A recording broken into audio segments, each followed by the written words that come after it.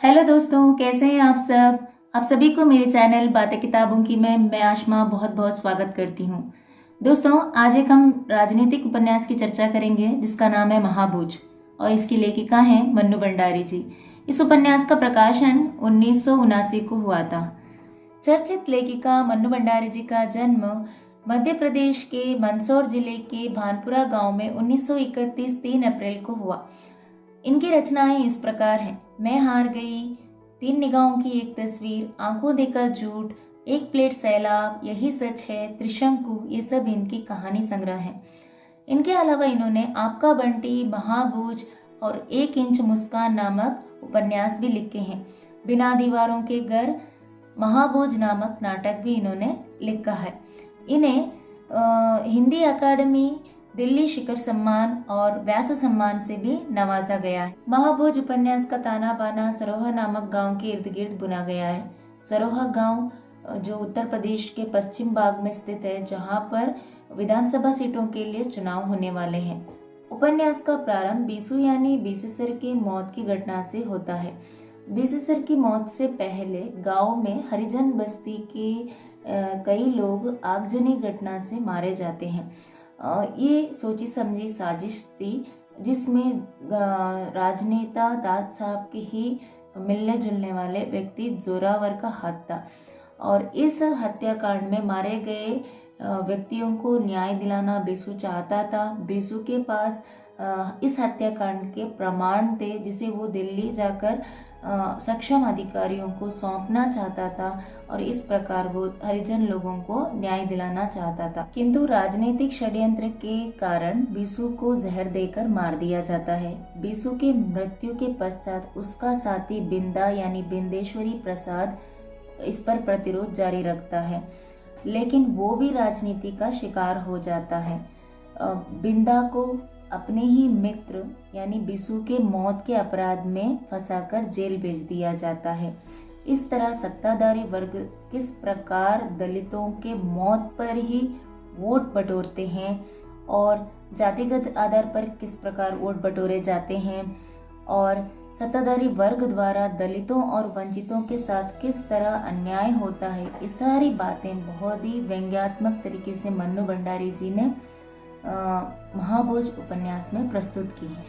चलिए दोस्तों, अब हम चलते हैं उपन्यास के पात्रों की तरफ। सबसे पहला पात्र है बीसू यानी बेसेसर। बीसू के मृत्यु से ही उपन्यास का प्रारंभ होता है और बीसू के मृत्यु का मुद्दा ही उपन्यास के अंत तक जुड़ा रहता है। इस कारण से उपन्यास का नायक के रूप में हम बीसू को देख सकते हैं। दूसरा पात्र है हीरा, जो बीसू के पिता हैं। उसके अलावा एक और पात्र है बिंदा यानी बिंदेश्वरी प्रसाद, जो बीसू का मित्र है और बीसू का प्रतिरोध का स्वर बिंदा के रूप में बीसू के मृत्यु के पश्चात दिखाई देता है और वो बीसू के लिए काफी लड़ाई लड़ता है, लेकिन वो राजनीति का शिकार हो जाता है और उसे बीसू की मौत के अपराध में फंसाकर जेल भेज दिया जाता है। नेक्स्ट पात्र आता है दा साहब, जो मुख्यमंत्री हैं, गृह मंत्रालय के मुखिया हैं और साथ ही सरोहा गांव में चुनाव जीतना चाहते हैं, यानी विधानसभा के लिए जो चुनाव होने वाले हैं उसमें वो जीतना चाहते हैं। उन्होंने अपने पक्ष की तरफ से लखन सिंह को खड़ा कर दिया है। लखन सिंह जो अंदर ही अंदर से कंफ्यूजन वाला पात्र है, उसे लगता है कि वो हारेगा, इस तरह उपन्यास में दिखाया गया है। और एक पात्र आता है सुकुल बाबू, जो दा साहब के ओपोजिशन टीम मान सकते हो आप, विरोध पक्ष का नेता है, विरोध पक्ष का मुखिया है और सरोहा गांव में चुनाव का उम्मीदवार है और चुनाव जीतना चाहता है। बीसू के मौत की खबर लगते ही वो और उसके मौत पर राजनीति करना चाहता है और वोट बटोरने की कोशिश करता है, लेकिन दा साहब का पल्ला भारी होने से दा साहब कहीं ना कहीं अपनी सीट कायम कर लेते हैं।